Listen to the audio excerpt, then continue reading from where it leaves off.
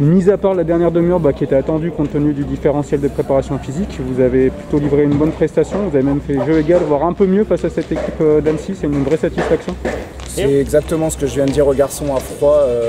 On ne peut pas être frustré de choses dont on connaissait à un moment l'existence. On savait qu'au vu des conditions dans lesquelles il fallait préparer ça, à partir du moment où on acceptait la règle du jeu, on prenait le risque de s'exposer à ça.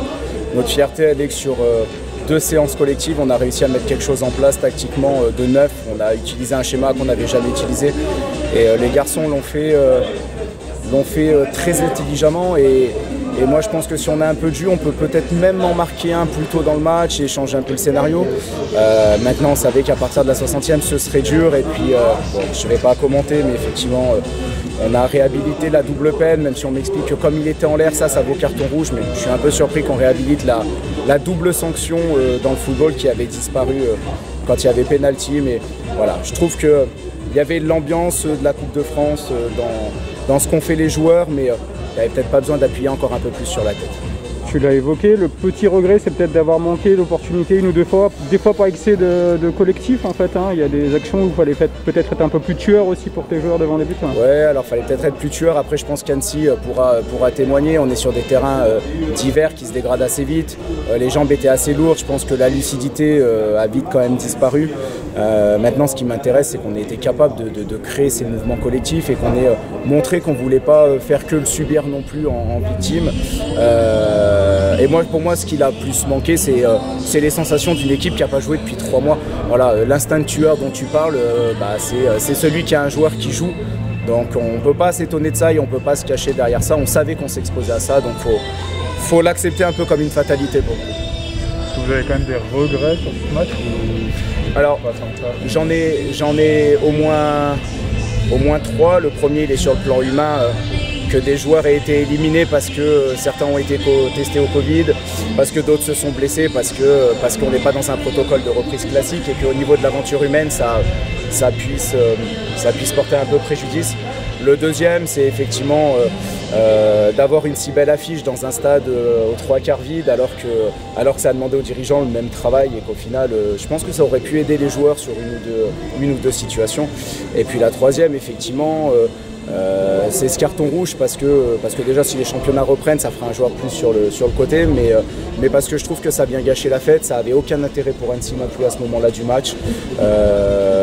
Voilà, par contre où j'ai pas de regret par rapport à tout ce qu'on a entendu et même nous on était très dubitatifs quant à jouer cette compétition. Ça a apporté une dimension humaine au groupe dans un moment où les liens sont un peu plus coupés dans notre vie de tous les jours. Humainement, on a vécu des choses sur ces 2 semaines et demie ensemble extraordinaires. Voilà. C'était bien de la jouer quand même pour ça, cette coupe. C'était bien pour ça, on ne peut pas omettre le reste. Voilà, comme je leur ai dit, là, s'ils sont déçus de choses qu'ils ont acceptées, ils n'ont pas le droit. Voilà, on doit être fiers d'avoir montré ça pendant 60 minutes. Et le reste, il faut l'accepter encore une fois comme une fatalité, comme Bourgoin l'a accepté comme une fatalité la semaine dernière. C'est des scénarios qui se ressemblent à quelque chose près. On n'a peut-être pas su marquer, mais je pense que sans ce but contre son camp, parce qu'on n'en parle pas non plus, c'est aussi un coup du sort. Moi je trouve qu'on aurait peut-être pu les pousser dans leur dernier retranchement et on a vu un peu d'agacement par moment, on a vu un peu le terrain se dégrader donc ça les obligeait encore plus à jouer sur du jeu direct et on avait prévu toutes ces choses là donc les garçons se sont sentis forts et je trouve qu'ils l'ont fait comme on l'attendait. Merci.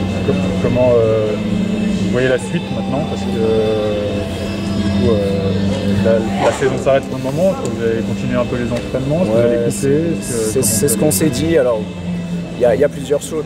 En général, après la Coupe de France, quand vous faites un parcours, de toute façon, ça laisse un grand vide.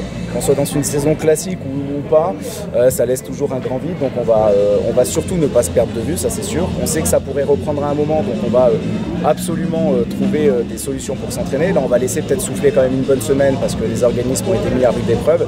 Et puis, on verra. Et puis, s'il faut prendre le moins de risques possible pour que ça puisse continuer et continuer le jeu des tests antigéniques, au moins le test antigénique chaque semaine, une fois par semaine avant de faire la séance et prendre toutes les précautions en plus des protocoles sanitaires imposés, on le fera s'il faut parce qu'il y a une leçon qu'on doit tirer tous, c'est que si demain la fédération doit dire dans 3 semaines vous reprenez après-demain, ils n'hésiteront pas à le faire, on l'a bien compris, donc ça doit servir de leçon et comme je disais aujourd'hui, si on est là, c'est aussi pour porter ce message-là. On a fait faire des choses, certains diront vous n'étiez pas obligé de l'accepter, ils ont raison, mais en attendant, on est devant les caméras pour le dire haut et fort.